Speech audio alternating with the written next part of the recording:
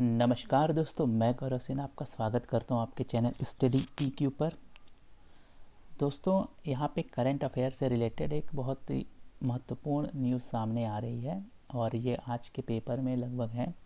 तो मैंने सोचा कि आपके साथ शेयर किया जाए। जिन्होंने पढ़ लिया अच्छी बात है, जिन्होंने नहीं पढ़ा है उनके लिए ये आने वाले एग्ज़ाम्स में ये क्वेश्चन बनेंगे, तो इसको अभी से ध्यान में रखिए। देखिए, न्यूज़ है कि जो हमारी सेंट्रल गवर्नमेंट है, मोदी सरकार की, सॉरी ठीक है, बीजेपी सरकार की, बीजेपी की, वो अब 4 बैंकों में निजीकरण करने जा रही है। विलय नहीं करने जा रही है, मर्जर नहीं करने जा रही, प्राइवेटाइजेशन करने जा रही है।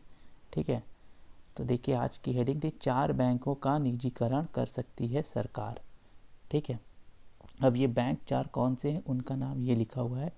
Bank of Maharashtra, bank of India, Indian overseas bank और सेंट्रल बैंक ऑफ इंडिया। देखिए, जिसमें कि बैंक ऑफ इंडिया और सेंट्रल बैंक ऑफ इंडिया ये थोड़े से बड़े बैंक हैं। ठीक है, इस पे IBPS में आए दिन नौकरी भी आती है। तो अब ये समझिए कि जब ये प्राइवेटाइजेशन कर देंगे तब नौकरी पे खतरा मंडराएगा, क्योंकि इतने ज़्यादा कर्मचारी होंगे इसमें, इतनी ब्रांचेस हैं सभी की, उनको सरकार क्या करेगी पता नहीं क्या करेगी। या तो निकाल दी जाएगी, कोई संस्था ही बंद हो जाएगी, तो झेलेगी थोड़ी ना। बाकी देखिए क्या होता है, उनके कर्मचारियों का क्या होता है क्या नहीं होता है। लेकिन एक बात है, अगर प्राइवेटाइजेशन कर दी तो फिर कुछ कर्मचारी तो रखे जाएंगे, लेकिन बहुत से का छटनी निश्चित है। ठीक है, और ये स्वाभाविक सी बात है, क्योंकि कोई भी कंपनी 100% एम्प्लॉयज़ को बोझ नहीं सह सकती, क्योंकि प्राइवेट का कंसेप्ट है न्यूनतम लागत पर अधिकतम उत्पादकता। मतलब जितने में उनकी लागत कम आएगी उसी में मैक्सिमम प्रोडक्शन वो देने का काम करेंगे। ठीक है, तो चलिए देखते हैं आज इस आर्टिकल में क्या निकला है। सरकारी खजाने को नई मजबूती के सरकारी खजाने को मजबूत करने के लिए छोटे और मध्यम आकार के 4 सार्वजनिक बैंकों का निजीकरण किया जा सकता है। निजीकरण, बात ध्यान रखिएगा, मर्जर नहीं हो रहा है, निजीकरण हो रहा है, प्राइवेटाइजेशन हो रहा है। इसमें से 2 बैंकों के निजीकरण का काम अगले वित्त वर्ष में ही शुरू हो सकता है। जो नेक्स्ट फाइनेंशियल ईयर आएगा उसमें 2 का काम शुरू हो जाएगा। मामले से जुड़े सूत्रों ने बताया कि सरकार की निगाहें bank of Maharashtra, bank of India, Indian overseas bank और सेंट्रल बैंक ऑफ इंडिया पर टिकी हैं। हालांकि हजारों कर्मचारियों और सैकड़ों शाखाओं के साथ इनका निजीकरण आसान नहीं होगा। इससे इन बैंकों के कर्मचारियों की नौकरी पर भी जोखिम बढ़ जाएगा। बावजूद इसके मोदी सरकार बैंकों की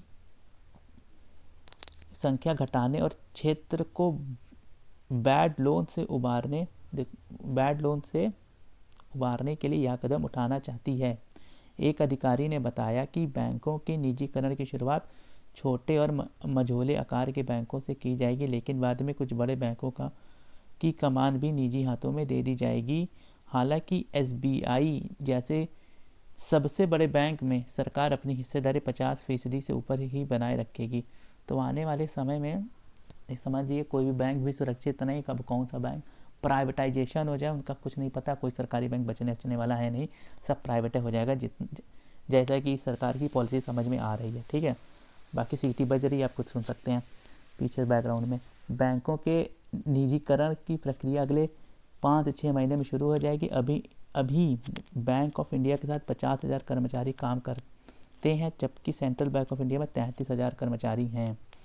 इसी तरह ओवरसीज़ बैंक में 26,000, तो बैंक ऑफ महाराष्ट्र में 13,000 लोग काम कर रहे हैं। सोचिए, बैंक ऑफ इंडिया में 50,000 और सेंट्रल में 33,000 है।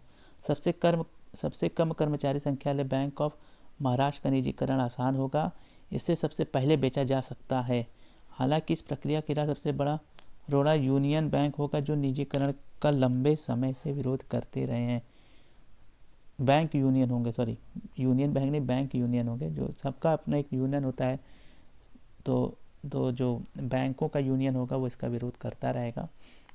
अब बाकी देखिए, प्राइवेटाइजेशन में अगर हम इकोनॉमी की पॉइंट ऑफ व्यू से देखें तो ठीक है, लेकिन अगर हम एक सामाजिक पॉइंट ऑफ व्यू से देखें ना तो गलत है, क्योंकि इसमें जो कर्मचारी आ रहे हैं, जो कर्मचारी हैं, उनका भविष्य पूरी तरीके से खतरे में हो जाएगा।